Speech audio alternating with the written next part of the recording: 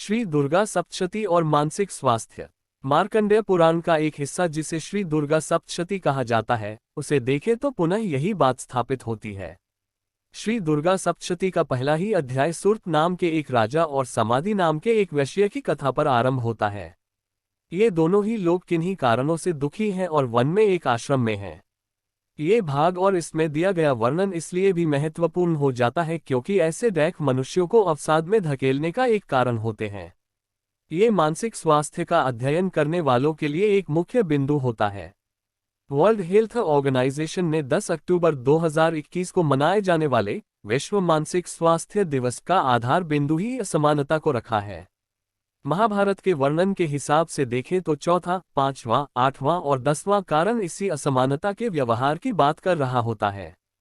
हाल ही में यूनिसेफ ने भी मानसिक स्वास्थ्य पर अपनी विस्तृत रिपोर्ट भी जारी की है। कोरोना काल में लंबे लॉकडाउन, आर्थिक संकट आदि झेल चुके विश्व के लिए दैख और उसके कारण समझना एक महत्वपूर्ण पहलू होता है।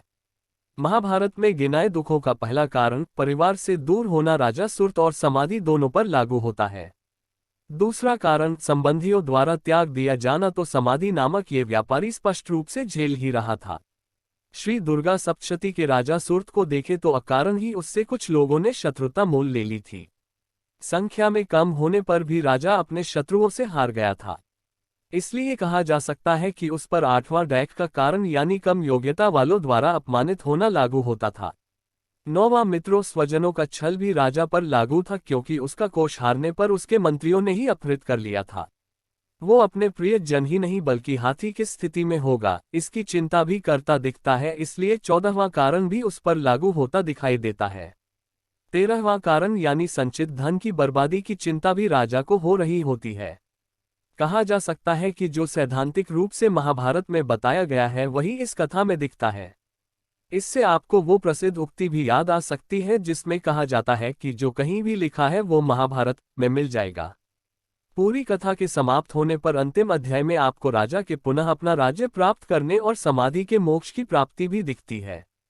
इस तरह से ये कहानी अवसादग्रस्त डिप्रेशन के शिकार लोगों के ठीक होने और फिर से सामान्य जीवन जीने की कथा भी है। ऐसे में जो कुछ लोग ये समझ लेते हैं कि धार्मिक कथा होने के कारण ये केवल सन्यासियों के लिए होगी, वो भी उचित नहीं लगता। ऐसा होता तो राजा के फिर से अपने शत्रुओं पर विजय प्राप्त करने, मंत्रियों और राज्य का कोष दोबारा पाने या फिर आगे कभी एक पूरे मनवंतर के उसके नाम पर हो जाने की कथाएं क्यों होती।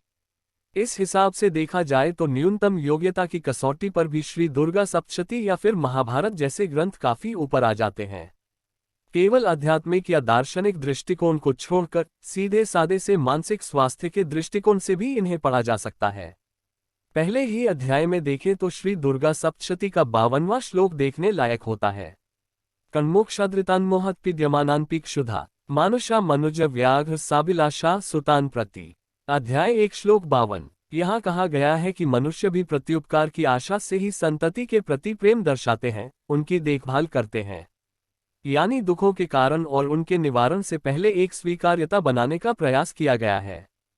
किसी और पर गलती थोपकर, किसी और को दोष देकर आप दुखों के कारण मिटा नहीं सकते, अपनी स्थिति से उबर नहीं सकते, ये भी पहले ही स्पष्ट बता दिया गया है।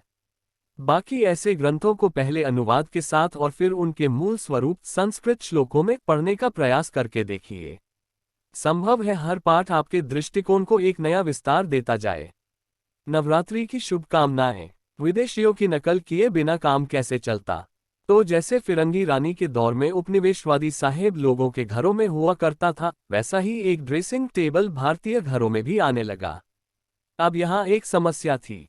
नकल के लिए अकल की जरूरत होती है।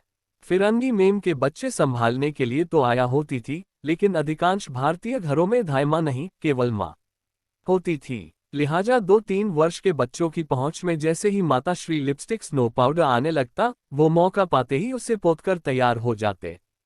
जब तक माता श्री को अंदाजा होता कि घर में कोई आवाज नहीं आ रही, बच्चों के होने पर भी इतना सन्नाटा कैसे है, तब तक उस 2 फुट की ऊंचाई वाले दराज से तमाम ताम-झाम बाहर बिखर चुके होते। बालिका या बालक भी पाउडर से पूरा मुंह पोते, लिपस्टिक काजल से रंग रोगन किए, भोली सी शक्ल बनाए मौका ए वारदात पर मौजूद होती।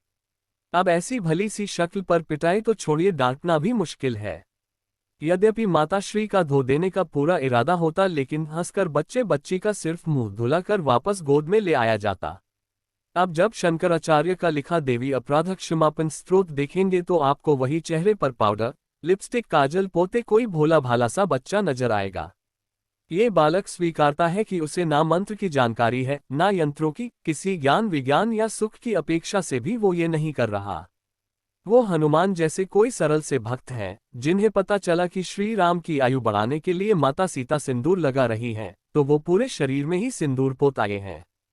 तभी ऐसे सुंदर स्तोत्र की रचना के बाद भी वो कहते हैं, नारादितासी विधिना विविधोपचार्य किन वृक्ष चिंतन परन कृत वचोभे। जो पहले से ही शंकराचार्य घोषित हैं, उनके संस्कृत के ज्ञान और उच्चारण में दोष ढूंढना भी करीब करीब असंभव ही होता। ऊपर से वो कहते हैं, मया 85 तेरधिकम पनिते तू वयसी, मतलब आयु 85 की है तो अभ्यास भी करीब 80 वर्षों का होगा। इस पर जब वो आश्वस्त नहीं है कि उनकी विधियां और पाठ शुद्ध ही रहा होगा, तो आम आदमी कौन सा 30 मार खान है कि सारा अनुष्ठान सही ही कर रहा होगा। ऐसे में भी आप मान लेते हैं कि आपसे गलत पाठ हो जाएगा तो कोई बड़ा दोष पड़ जाएगा। नहीं पढ़ सकता, माता के पास नहीं पढ़ता। अब सवाल ये है कि जब ये साधारण सी बात पता थी कि माता के पास दोष नहीं पड़ेगा, तो उल्टा क्यों माने बैठे थे। इसका जवाब ब्रूस लिप्टन नाम के एक वैज्ञानिक की किताब द बायोलॉजी ऑफ बिलीफ में आया था। उसमें सोलोमन द्वीप के कुछ आदिवासियों का जिक्र है। ये लोग किसी हरे भरे पेड़ को काटते नहीं। जब इन्हें लकड़ी की जरूरत होती थी तो ये लोग एक पेड़ चुनते और रोज जाकर उस पेड़ के पास खड़े होकर उसे कोसना, उसकी बुराई करना, खामियां निकालना, गालियां देना शुरू कर देते। आश्चर्यजनक रूप से पेड़ कुछ ही दिनों में सूख जाता। आपके धर्म के साथ भी यही हुआ है। स्कूल कॉलेज की किताबों में, फिर फिल्मों, नाटक, गीत संगीत के जरिए, कला साहित्य में, अखबारों पत्रिकाओं और टीवी इंटरनेट के माध्यम से दशकों तक आपकी धार्मिक व्यवस्था के हर अंग को कोसा गया है। सोचिए कि सेक्युलर होने का मतलब धर्म को शासन से अलग रखना कैसे सिखाया गया। आधिकारिक अनुवादों में तो संविधान के सेक्युलर का हिंदी अनुवाद पंथनिरपेक्ष है, धर्मनिरपेक्ष तो लिखा ही नहीं। धार्मिक व्यवस्था देश की सामाजिक व्यवस्था से अलग होती है, फिर आपके ही धार्मिक त्योहारों पर आपको सामाजिक बुराइयों के लिए कैसे कोसा जाता है। पेड़ से फल, छाया या शुद्ध वातावरण जैसे जो फायदे उन्हें मिल रहे थे, उससे आगे बढ़कर वो पेड़ को सुखा डालना चाहते हैं, ताकि लकड़ी काटी जाए और जो जगह पेड़ ने घेर रखी है वहां कुछ और बना लिया जाए। जितनी बार वो बुराई करें, उतनी बार आपको खुद तारीफ करके मनोबल को बढ़ाना होगा, ताकि धर्म का वृक्ष हरा भरा रहे।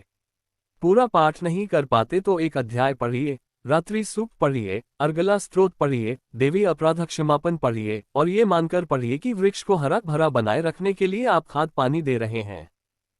बाकी ये याद रखिए कि आपकी अगली पीढ़ी तक धर्म को पहुंचाने का जिम्मा आपका है। आपके बच्चों को सिखाने कोई पड़ोसी आए, इसका इंतजार तो आप नहीं करते होंगे ना। नवरात्रि का अवसर है और ऐसे वक्त में अक्सर ये पूछा जाता है कि दुर्गा सप्तशती किन पुस्तकों से पढ़ी जा सकती है।